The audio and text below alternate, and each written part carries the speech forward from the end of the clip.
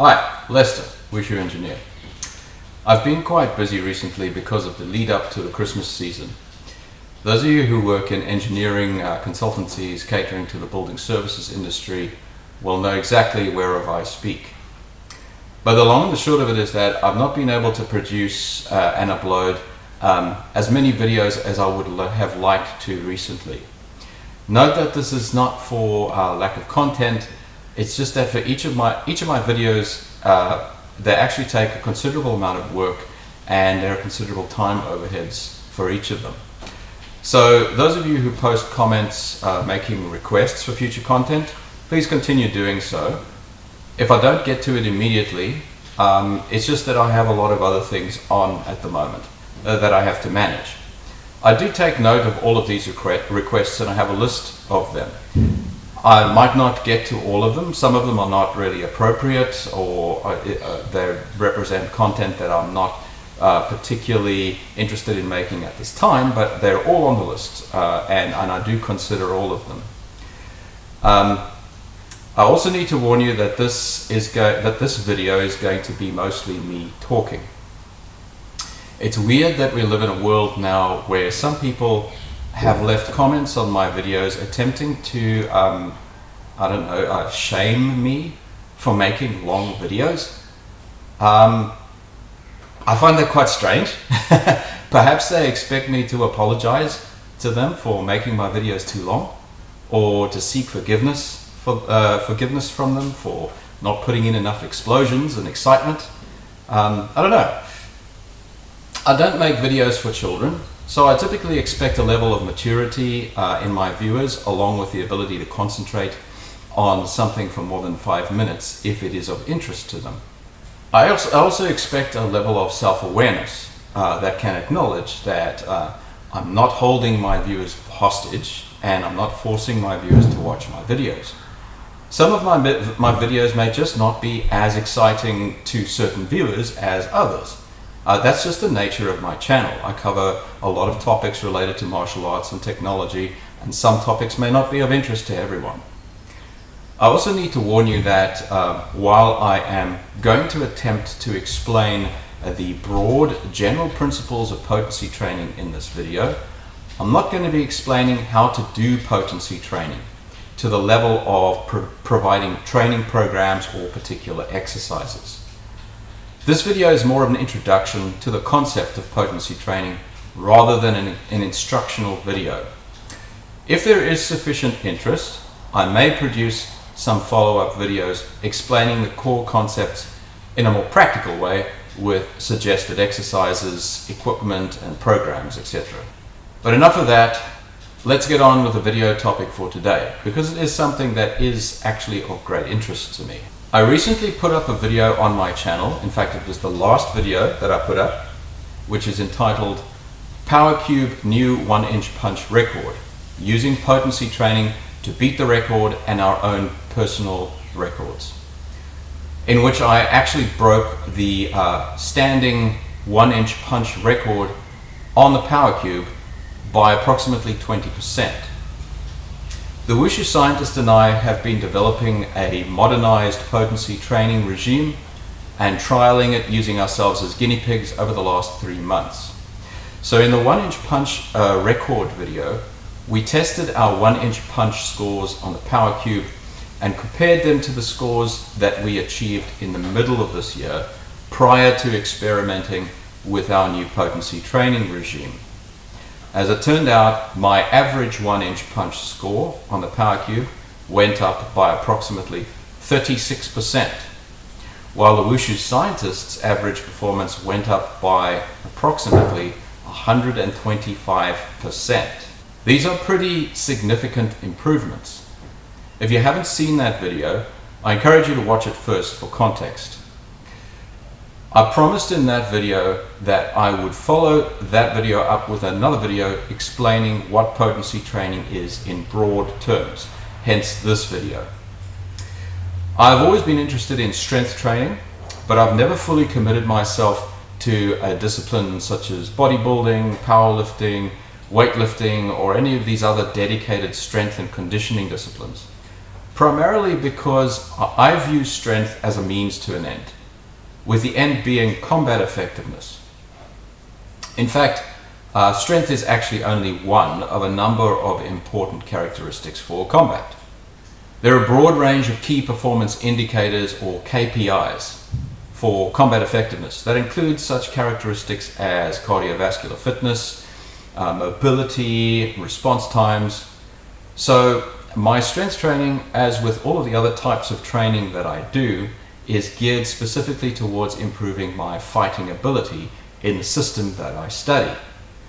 With only a few exceptions, when your average person thinks about strength, they think about someone with big muscles, or someone who is physically big and imposing.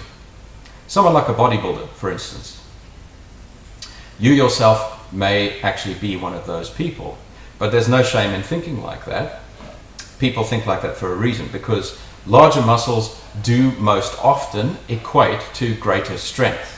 In addition, apart from a larger person being typically stronger than a smaller person, they can also bring a lot more body mass to bear in a strength feat. As they often say in strength disciplines, mass moves mass. In addition, heavier people have certain intrinsic advantages over lighter people in combat, which is why there are weight classes in most combat sports, including sports such as wrestling or boxing, for instance. Even within the sports science industry itself, when strength training is discussed, it is most often discussed with respect to muscle hypertrophy. In other words, optimizing strength training to grow bigger and stronger muscles. We could say that this approach to increasing strength is primarily a hardware approach. If you need to shift a heavier load, upgrade the hardware and get bigger, stronger muscles. In other words, Wikipedia defines physical strength as physical strength is the measure of a human's exertion of force on physical objects. Now that is actually an important definition. It seems obvious, but it is quite important, because strength is not specifically defined as having bigger muscles or being physically bigger. It's defined as how much force a person can exert on a physical object. But even a casual observer can see that bigger does not always mean stronger. There are exceptions to that generalization. Many strength disciplines demonstrate that physical strength is not always related to physical size. You will often see weightlifters or even professional strongman competitors who don't look quite as big as some of the biggest bodybuilders. In addition, sports like rock climbing are another example where competitors are nowhere near as big as bodybuilders typically, but are often as strong in specific movements, or perhaps even stronger. In sports like rock climbing, great strength is required. But if that comes at the cost of increased body mass, that additional weight increases the burden that the athlete has to bear, because obviously they have to pull their own body weight up a difficult rock face in order to practice their sport. So the heavier they are, the more difficult that climb can become. It's a bit of a law of diminishing returns for some sports and disciplines. My own system of martial arts is one of those, because so much of the fighting, the type of fighting that I practice in my system, involves very fast and fluid movement, either standing or on the ground, packing on the pounds past a certain optimal weight, which is different for every person, just makes movement less energy efficient and can even potentially slow movement down. Not to mention the deleterious health effects associated with excess body weight, which I won't go into here. So even though a higher body mass can be an advantage in a fight, it can also hinder, hence the need for optimization. For those of you who unfortunately may have experience in high intensity fighting environments, I suppose whether in training or in real life, you will know well the importance of energy efficiency and energy management, especially when multiple attackers are involved. Now, in my case, personally, the mid 80 kilogram range appears to be optimal for my size and height. Now, I can stand to lose a few pounds, okay? I'm not perfect. But while I'm not as lean as a bodybuilder, my current percentage body fat is within a normal healthy range for my age at about 17 to 18%. So what about your martial art? Would being able to generate greater force be of benefit to you? Now, I would argue that with almost no exceptions, whether you're practicing a bare hand system, a traditional system, a more modern mixed martial art, a historical weapon-based system, or a modern self-defense system, the answer will be a resounding, or should be a resounding yes. While I'm on this point, I'd like to address the misconception that being stronger will not benefit someone who predominantly fights with weapons, in particular edged weapons.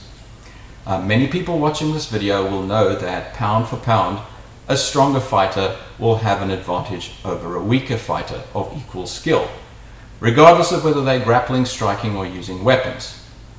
However, many people I've spoken to in the past have held to the idea that strength is either immaterial or of very little benefit to someone who is fighting with a weapon like a sword or a dagger, because a sword and a dagger is essentially a force multiplier and doesn't require a lot of impact force in order to make it effective or lethal. Whereas, of course, if you were fighting bare hand or with impact weapons, you need to exert a lot more force in that impact in order to make it effective or lethal. Now, this attitude usually speaks more to a lack of experience in the person than anything else. But I would like to address this issue anyway. Being able to generate higher forces at a particular body weight allows a combat athlete to do more than simply hit or squeeze harder. I'll draw your attention to the reduced form equation derived from Newton's second law. And you can see the on-screen excerpt from Wikipedia here. Now, this equation can be rewritten as follows. Acceleration is equal to force over mass. Why is that important? In terms of fighting, people often talk about speed, where a fighter's speed is very important to their performance. But when we talk about speed, it's actually a bit of a misnomer, because in combat, speed or velocity is actually always changing. In fact, it is the fighter's ability to change speed and direction very quickly that we are actually talking about when we talk about speed. Think of a boxer punching really fast. His or her fist moves from a relatively stationary position to a very high speed in a very short space of time to deliver the punch. In other words, it accelerates rapidly, or it has very high acceleration, to speak more correctly.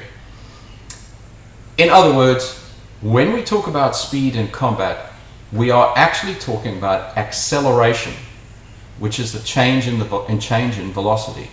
Acceleration is certainly affected by a combat athlete's mental processing times, their physical response times, and the speed of their muscle twitch, but it's also fundamentally affected by the amount of force the athlete can generate, as per Newton's second law. It requires force to be applied on an athlete's body to accelerate all or part of it, such as an arm, a leg, the whole body, or a weapon held in a hand. If the body weight or mass of a combat athlete remains the same, but the amount of force that they can generate increases, their ability to accelerate all or part of their body increases as well, increasing what we commonly refer to as speed in combat. Now, I'm fairly sure that not many people would argue that speed and acceleration in combat does not play a significant role in weapon fighting, even with swords and daggers or their equivalents. The ability to quickly score a hit on an opponent before they can block, deflect, or react properly is a desirable ability indeed. Now, getting back to the Wikipedia article on physical strength, it goes on to say in the overview that an individual's physical strength is determined by two factors: the cross-sectional area of muscle fibers that recruited to generate force, and the intensity of the recruitment.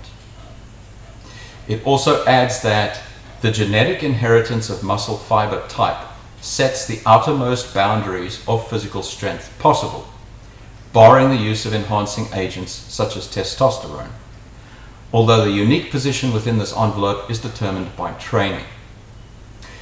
Individual muscle fibers can be determined through a muscle biopsy. Other considerations are the ability to recruit muscle fibers for a particular activity, joint angles, and the length of each limb. So our genetics set a natural limit on the size that our muscles can grow to. That's a big bummer for anyone who didn't win the genetic lottery. As mentioned in the Wikipedia article, one of the only available ways around that involves the use of performance-enhancing drugs, which carries its own set of limitations, costs, and health consequences. In addition, athletes who are genetically advantaged will still grow bigger and larger, stronger muscles when using PEDs than less genetically advantaged athletes taking the same PEDs. But what if I told you that muscle hypertrophy is not the only way to grow stronger? The Wikipedia article also mentions that physical strength is determined by the intensity of muscle recruitment, and that additional considerations include the ability to recruit muscle fibers for a particular activity, joint angles, and the length of each limb.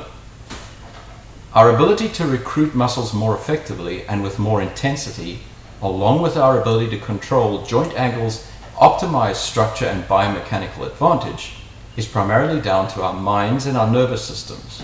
In other words, we could call this a software approach to strength training.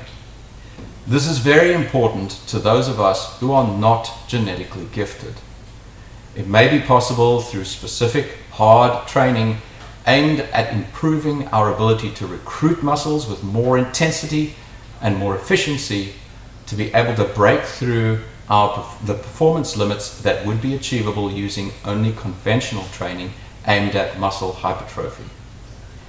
This is very good news if you are not an Olympic athlete and have to fight against people who are bigger than you are.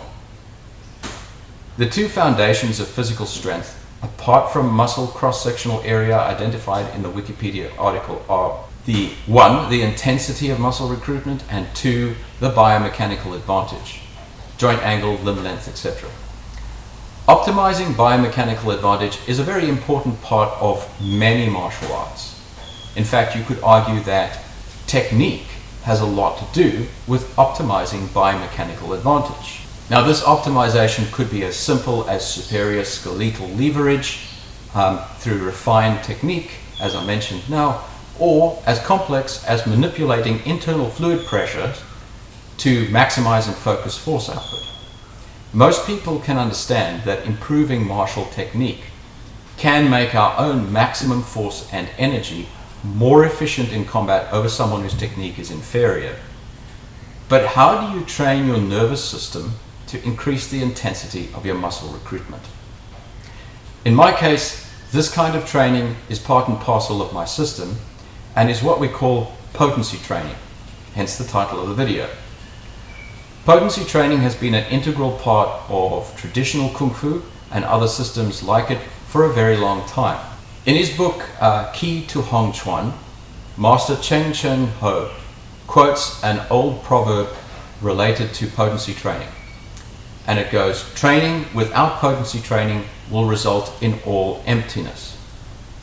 This is indicative of the importance of potency training to the actual application of martial arts to combat.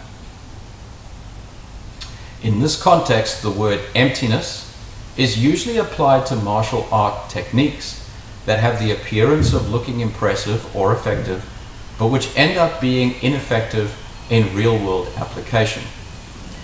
Master Chen confirms this later in the text with, "Should one learn martial arts for recreational purposes, it would not be necessary to apply the rules of the fist form nor potency training. However, as a serious martial artist, it is important to apply the rules of connecting the body, chi, and soul so that they complement one another." Here Master Chen mentions the importance of chi and chi training to potency training. I've spoken at length about the physiological basis for the traditional concept of qi in many of my other videos. In fact, it is one of the focuses of the scientific research that we are currently conducting at the Martial Arts Research and Testing Laboratory in collaboration with the University of Southern Queensland. I would encourage you to watch some of these older videos to get a more scientific overview of the physiological foundation for the traditional internal concept of qi. Interestingly enough, we have already seen one scientific paper coming out of Hebei University of Police, the police training department in Wuhan, China, that has referenced our original study into this area. So I found that quite interesting. Master Chen divides the overarching concept of potency training into two major pillars or subdivisions: Qigong training and dedicated potency training. He further divides dedicated potency training into two parts: basic potency training and advanced potency training, which he also calls single event training. He clarifies that basic potency training is the foundation of advanced potency training. And basic potency training consists of handwork, footwork, body work, coordination training, and at a later stage, incorporation of these into form training. So in other words, basic potency training is very much related to learning the basics of our system. This includes basic posture, stance, structure, movement, physical coordination. Because without these fundamentals, advanced potency training cannot be applied effectively. It'd be like building a house without a foundation. It's not going to last very long, it's not going to be very effective. It could be said that basic potency training involves training the basic biomechanical concepts of a system of combat. So what are Qigong training and advanced potency training? Qigong training is a type of traditional martial breath training that seeks to teach the concepts of regulating qi, accumulating qi, delivering qi, and extinguishing qi. The fact that one of the pillars of potency training is Qigong, or breath control training, demonstrates just how important Qigong training is, and yet so many martial artists completely ignore this type of training. In fact, the internal control and awareness associated with Qigong are vital in order to centralize the origin of our force and enhance the scale of that force. What is advanced potency training? Master Chen proceeds to describe what it is by simply describing some examples of advanced potency or single event training exercises. It is perhaps easier to describe advanced potency training using actual training examples, but I will do my best here to give it a concise general definition. The exercises Master Chen describes are similar to potency training exercises practiced in other systems and described in many works such as the training methods of 72 Arts of Shaolin. They typically involve the practitioner applying either sustained or impact forces in various ways. So why is that different to conventional strength training? Well, I've identified 4 key differences here, which you can also see as the defining characteristics of potency training. The first of these, number 1, is that potency training involves development of holistic, centralized mental and physical strength. Conventional strength training typically involves placing particular muscle groups under dynamic load to stimulate those muscle groups to hypertrophy. Picture lifting weights at a gym. Whereas potency training, while it does also make use of dynamic exercises and even weights, involves harnessing the entire body and mind. It involves engaging internal spaces, such as lower dantian, for example, engaging upper dantian, which is the mind or mental focus, in order to exert high levels of force. As such, its goals differ from conventional strength training, and it involves the whole body and mind concentrating on a particular event, hence single event training. The second distinction or characteristic of potency training is consistency over what we call glut training. Conventional strength training typically involves performing a bunch of exercises, often to failure, 2 or perhaps 3 times a week. which we would refer to as glut training. Potency training, however, involves performing a few simple exercises consistently over a long period of time, and typically not to failure. In many cases, traditional potency training exercises are performed on a daily basis. The goal is small, sustainable improvements over a long period of time. The third difference or characteristic of potency training is its use of isometric and dynamic exercises. Conventional strength training typically does not involve much in the way of isometric strength training. With a few exceptions, it is predominantly composed of dynamic loading exercises, whereas potency training involves both dynamic and isometric exercises. It involves exerting both sustained forces and impact forces as well.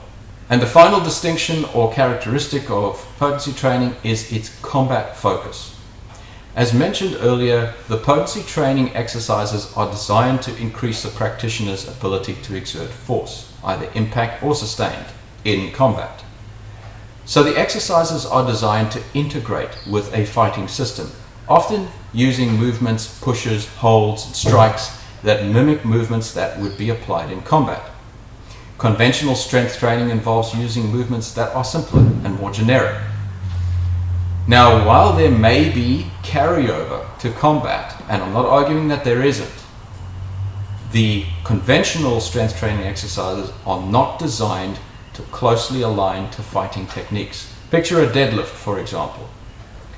While I would certainly not argue that there's no carryover to combat effectiveness and strength in combat, and while it is a very effective means of building whole body strength, it does not directly mimic a specific combat movement. Potency training exercises often exhibit all four of these characteristics, but will always exhibit at least the first two. As an example, a generic movement like a sustained isometric mid-thigh pull could form part of a potency training regime, even though, much like a deadlift, it does not directly mimic a combat movement. Because of the way that potency training is performed, it does not stimulate a great deal of muscle growth.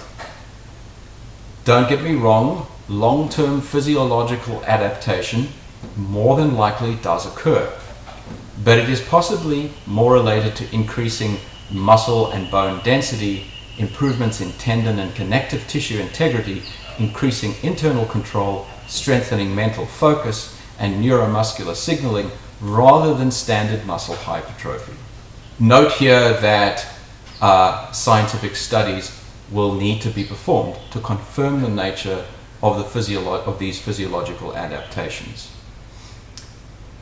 I would also like to mention iron body training in this context as well, because it's very similar to potency training. Iron body training is another discipline within Kung Fu that is far more well known than potency training, and yet it could be said that iron body training is actually very closely related to potency training. Master Chen discusses both potency training and iron body training together in such a way that it's clear that they were often trained together traditionally. The training protocols are very similar, although the intended outcomes differ. Potency training's goal is to train the mind and body to enable the practitioner to generate higher forces through internal and external mastery, while iron body training's goal is to train the mind and body to enable the practitioner to endure higher forces that are applied to their body either externally by an opponent or as a result of their own actions, such as during an attack, like a punch, for instance. There is a great deal of overlap between the two, and the training methodologies are very similar. Iron body training involves various exercises that are designed to subject the human body to impact and sustained forces in order to make bones, muscles, and sinews more resistant to damage. The defining characteristics of potency training all apply to iron body training too. Iron body training is also holistic, with a strong focus on whole body and mind engagement. It requires consistent training rather than glut training. It involves both isometric and dynamic exercises, and it is combat focused. However, the way that iron body exercises are performed it's different, with an emphasis on training the body to resist forces rather than produce them. So to sum up what potency training is succinctly, it's a kind of training involving both breath control and physical exertion that does not specifically stimulate muscle growth or hypertrophy, but instead targets intensity and efficiency of muscle recruitment to increase strength. If we look at a relatively modern, famous martial artist like Bruce Lee, for instance, it's very clear from reading through accounts of his training that potency training played a very important role. In a recent YouTube video by Golden Bell Training entitled "The Untold Details on Bruce Lee's Powerful Training Methods," mention is made of Bruce Lee having studied the old-time strongmen and having adapted his training methods in response to these studies of his. One of the old-time strongmen mentioned in this video is Joseph Greenstein, also known as the Mighty Atom, which was his stage name. Joseph Greenstein was well known for performing such incredible feats as holding an aeroplane back from taking off with his hair and biting through steel nails and chains. In fact, Joseph even survived being shot with a revolver in the head at close range. The bullet apparently flattened against his skull without penetrating, and he was released from hospital the same day. I've personally been fascinated by Joseph Greenstein ever since I read a few short paragraphs about him in a Mysteries of the Universe book when I was about 13 years old. I didn't have much information past that because I hail from a time before the internet was even a thing. But the short account of his life that I did read inspired me in my own training for many decades. Recently, I managed to acquire a biography of Joseph Greenstein's life written by Ed Spielman, one of the creators of the TV series Kung Fu. The book, entitled The Spiritual Journey of Joseph L. Greenstein, and I strongly recommend the book. It's well written, and Joseph Greenstein's life was so compelling, and his experiences and extreme performances were just so mind-blowing that it is actually well worth the read. To discuss the book in detail would require a dedicated video, so I'm not going to do that. I bring him up in this video because Joseph Greenstein used a form of potency training to become as strong as he was. We will never know whether Joseph possessed natural genetic advantages in terms of strength without being able to perform a full set of scientific tests on him. I wish that were possible, but unfortunately he has long since passed on. However, it is unlikely that Joseph was genetically advantaged, given the circumstances of his birth and the fact that he was never very big, never very physically large. He was born 3 months premature and suffered from some form of asthmatic condition that claimed the life of his father and that was predicted to claim his own life also. He managed to survive, though, thanks in great part to becoming the protege of a circus strongman named Champion Volanko. Nevertheless, he never grew to be very big, unlike so many other strongmen of the time. When he was performing his feats of strength, Joseph stood only 5 foot 4 inches tall and weighed only 65 kilograms or 145 pounds. Hence his stage name, the Mighty Atom. And yet, despite these circumstances, he managed to become one of the greatest strongmen to ever live. One of the first types of training that he was introduced to by Champion Volanko was a type of breathing training. You could say that it was a type of Qigong training. This is the first pillar of potency training. The other types of training that he did could be categorized as single event training or advanced potency training. Joseph also practiced a lot of meditation, other forms of internal awareness and control training. In fact, I believe that his protege Slim the Hammerman Farman was present when Joseph had a medical nurse take his pulse, while Joseph consciously slowed his heartbeat to what appeared to be a complete stop, and then brought it back up to normal heart rate again. In fact, one of the principles that he claimed as being the foundation of his strength was what he called the life force. which in practice is essentially interchangeable with the concept of chi.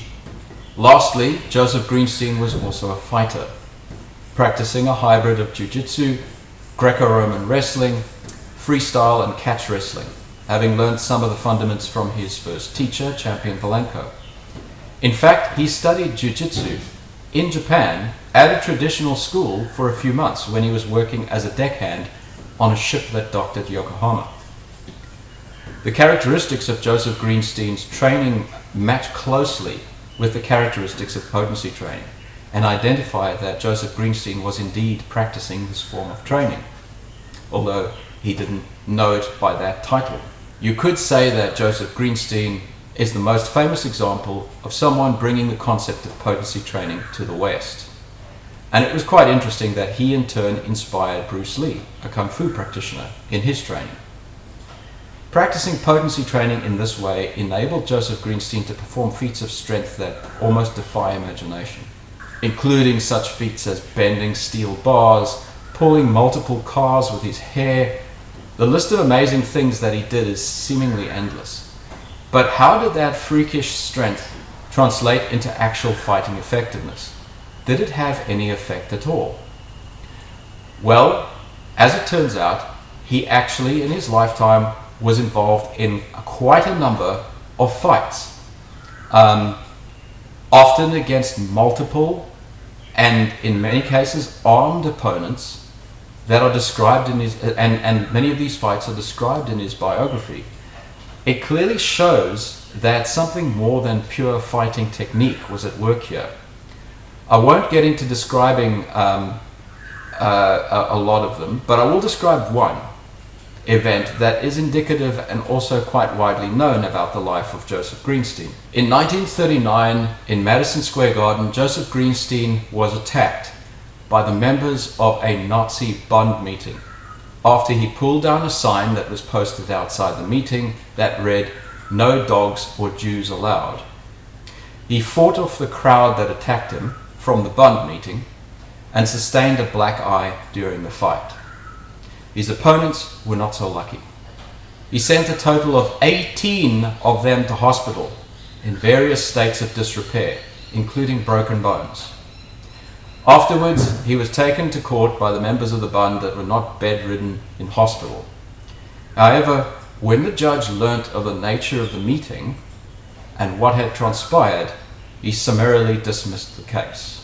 So did potency training improve Joseph Greenstein's fighting capability? I'll leave you to be the judge of that. But what I will say is that even for a veteran fighter, even when armed with a baseball bat, as was the case with Joseph Greenstein in that instance, a crowd of more than 18 determined attackers poses odds that are very firmly stacked against the defender. Well, I hope you enjoyed this very talky video. And let me know in the comments section below if you want me to do more videos, maybe getting into the details of what type of training you could be considering for potency training, or any other comment that you'd like to leave, and I'll see you all again next time. Cheers.